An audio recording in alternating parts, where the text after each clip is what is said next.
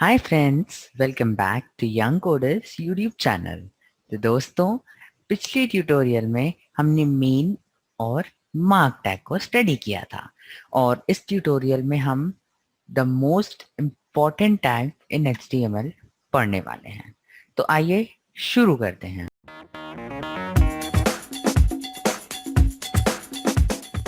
Welcome back दोस्तों। तो आज हम जिस टैग के बारे में बात करने वाले हैं वो है मेटा टैग। तो मेटा टैग बहुत ज़रूरी होता है। हम मेटा टैग का यूज़ कब करते हैं?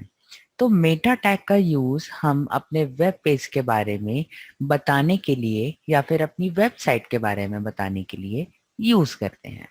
तो जो मेटा टैग होता है वो जब हम सर्च इंजन में जाते हैं या फिर किसी वेब ब्राउज़र में जाते हैं, तो वहाँ पर जब कोई हमारे नाम से या फिर हमारी वेबसाइट को सर्च करता है, तो वहाँ पर हमारे वेबसाइट का डिस्क्रिप्शन या फिर जब भी कोई सर्च करता है हमारी वेबसाइट को, तो उसके बारे में बताता है क्या? मेटा टैग बताता है। तो ये बहुत ज़्यादा इम्पोर्टेंट टैग है। इस टैग को हम हेड टैग के बाद लगाते हैं। जैसा कि मैंने आपको पिछले ट्यूटोरियल में बताया था, जब हमने हेड टैग के बारे में थोड़ा और जाना था कि मेटा और बहुत सारे अलग अलग टैग्स होते हैं, मेन टैग जो कि हेड के अंदर लगाए जाते हैं। जब हम इन टैग्स को लगाते हैं तो उसका कोई आउटपुट हमें नजर नहीं आता है। तो आपने कई बार देखा होगा कि जब भी हम किसी वेबसाइट के बारे में सर्च करते हैं या फिर किसी अलग जगह के बारे में सर्च करते हैं, तो उससे रिलेटेड जितनी भी वेबसाइट्स होती है उनके नीचे एक दो लाइन आती हैं। वो उन वेबसाइट्स का डिस्क्रिप्शन होता है। तो वो डिस्क्रिप्शन हम मेटा टैग के थ्रू लगा सकते हैं। इसमें कुछ एट्रीब्यूट्स भी होते हैं जिनकी बात हम अपने प्रैक्टिकल में करने वाले हैं। तो आइए दोस्तों, करके देखते हैं इसका एक प्रैक्टिकल। तो ऑलराइट गाइज, मैं आ चुका हूँ अपने कंप्यूटर के अंदर और अब हम यहाँ पर प्रैक्टिकल करते हैं। तो चलिए, बॉडी टैग तो ये लगा है लेकिन हमें अभी इसका यूज नहीं करना। तो हम टाइटल टैग क्लोज कर दिए हैं और अभी हमने हेड टैग जो है उसे क्लोज नहीं किया है। तो हम हेड टैग को क्लोज कर देते हैं। ये हेड टैग क्लोज कर दिया। और लेकिन हेड टैग को क्लोज करने के पहले हम टाइटल टैग जहाँ से खत्म हो रहा है उसके बाद से शुरू करना है। तो चलिए, यहाँ पर हम लगाते हैं सबसे पहले मेटा। मेटा तो देखिए, सबसे पहले जैसे ही हम देखते हैं तो सबसे पहले क्या आता है? चार सेट, यानी कि कैरेक्टर सेट। तो कैरेक्टर सेट कुछ नहीं होता, बस ये HTML जितने भी उसके वर्जन्स होते हैं उसमें कितने कैरेक्टर्स होते हैं उन सबको डिफाइन करने के लिए यूज होता है। तो कैरेक्टर सेट उसमें UTF-8 है इस बार HTML 5.0 में। तो ये हो गया। अगर अब हम इसे सेव करें और यहाँ पर रिफ्रेश करेंगे तो देखिए, मैंने आपको पहले बता चुका है कि कोई भी चेंज नहीं आने वाला। तो देखिए, ये मेटा है। जब भी आप अपनी अगर वेबसाइट बना रहे हो तो उस समय आप इसका यूज कर सकते हैं। तो ये मेटा लगा दिया, कैरेक्टर सेट UTF-8, आगे बढ़ा और उसमें फिर से लगाया मेटा। मेटा टैग के बाद हमने अभी कैरेक्टर सेट को हटा दिया। तो दोस्तों, जो पहला जो एट्रीब्यूट है जिसके बारे में हमने जानना है वो है नेम। तो हम लगाते हैं यहाँ पर नेम। तो नेम ये डिफाइन करता है कि जो भी आप डिस्क्रिप्शन लिख रहे हो उसका नाम क्या होगा। तो अगर मैं नाम दूं उसे समरी, मेरी वेबसाइट जो भी है, फॉर एग्जांपल XYZ है, तो उसकी समरी क्या है? तो समरी हमने उसका नाम दे दिया, लेकिन अब उसके अंदर क्या डिस्क्रिप्शन होगा वो हम कंटेंट में डिफाइन करते हैं। तो हमने दिया कंटेंट। कंटेंट, अब इसके अंदर आप जो भी लिखेंगे वो शो होगा, लेकिन फिलहाल हमें शो नहीं होगा। तो हमने कंटेंट के अंदर लगा दिया young coders is a better choice to learn programming. ये मैंने लिख दिया। ठीक है, तो देखिए अब यहाँ पर क्या हो रहा है कि हमने जो मेटा टैग लगाया वो जो हमारा जो डिस्क्रिप्शन होगा उसका नाम समरी होगा।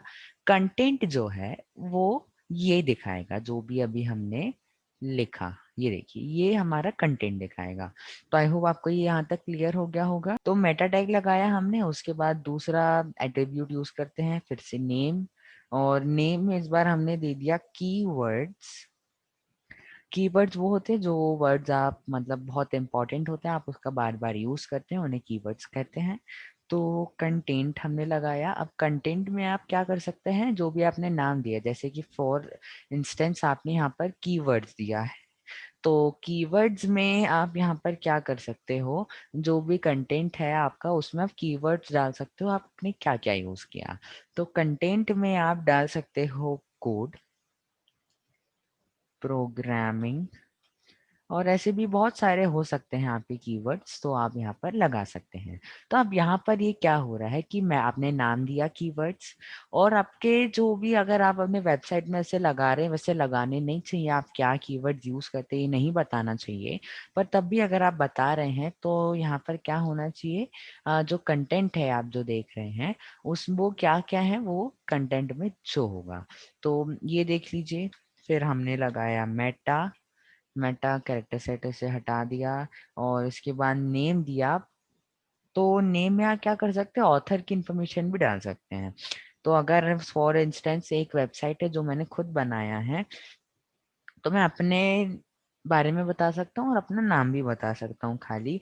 तो मैं कंटेंट में अपना नाम बता दूंगा, आप लोग अगर आप अपना कोई वेबसाइट बना रहे हैं तो उसे आप यहाँ पर ऑथर में और अपना नाम लिख सकते हैं। तो देखिए मैं इसे अब फिलहाल सेव करता हूँ, और यहाँ पर रिफ्रेश करेंगे तो देखिए यहाँ पर कोई जो चेंज है वो नहीं नजर आता, क्योंकि ये खाली सर्च इंजन या फिर वेब ब्राउजर को बताने के लिए होता है। तो यहाँ पर फिलहाल आपको कुछ नजर नहीं भी आएगा। तो एक और एट्रीब्यूट होता है मेटा, मैं लगाता हूँ मेटा, और यहाँ पर मैं लिखता हूँ एच टी टी पी इक्विव। तो ये अपने आप आ गया एच टी टी पी इक्विव। तो ये क्या होता है, जो एच टी टी पी जो होता है हाइपर टेक्स्ट, तो वो यहाँ पर अगर आपको अपने वेब पेज में कुछ अलग से करना है, जैसे कि रिफ्रेश करना है, तो आप यहाँ पर उसे कर सकते हैं। तो मैं यहाँ पर लगाता हूँ रिफ्रेश, रिफ्रेश, और अगर मैं यहाँ पर उसका जो कंटेंट है और उसे दे दूं 3, तो यहाँ पर क्या होगा कि 3 सेकेंड्स में पेज रिफ्रेश होगा। मैं इसे सेव करता हूँ, यहाँ पर रिफ्रेश करता हूँ, तो देखिए 3 सेकेंड में जो पेज है वो अपने आप रिफ्रेश होगा। अगर आपको नहीं समझ में आ रहा है तो मैं यहाँ पर एक इमेज कॉल करा लेता हूँ, ये इमेज, और देखिए मेरे पास एक इमेज है बर्ड। तो मैं वापस यहाँ आता हूँ और लिखता हूँ बर्ड डॉट जेपीजी, और जे वैसे तो पीएनजी है, पीएनजी, ऐसे सेव करें। और यहाँ पर अगर हम रिफ्रेश करेंगे तो देखिए ये थोड़ी सी ज़्यादा बड़ी है, तो यहाँ पर लगा देता हूँ पहले विड्थ, विड्थ दे दिया मैंने 600 पिक्सल। आप ऐसे स्टाइल भी लगा कर दे सकते हैं, पर फिलहाल मैं ऐसे ही दे रहा हूँ। और हाइट दे दिया आपने 600 पिक्सल, सेव कर दिया। यहाँ पर रिफ्रेश किया तो देखिए ये इमेज आ गई, और जैसे 3 सेकंड होते हैं पेज अपने आप रिफ्रेश होता है। तो ये एक और काम है जो आप मेटा टैग के थ्रू कर सकते हैं।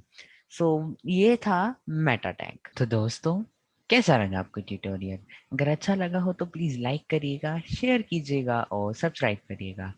तो प्लीज़ आप सब्सक्राइब ज़रूर कीजिएगा। मैं हर ट्यूटोरियल्स बनाता हूँ, पर आप लाइक नहीं करते हैं, शेयर भी नहीं करते हैं और सब्सक्राइब भी नहीं करते हैं।